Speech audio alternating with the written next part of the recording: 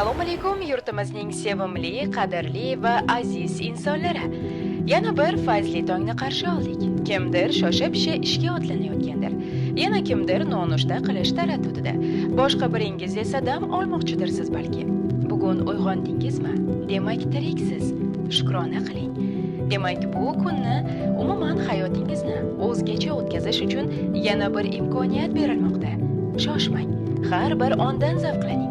Atrofdagilardan iliq so'zingiz, tabassumingiz, samimiylikni, yaqinlaringizdan esa mehringizni ayamang. Go'zal tong barakasi kun davomida barchamizga hamroh bo'lsin. Sevimli shahrimizda esa faqatgina yaxshi xabarlar ko'payaversin.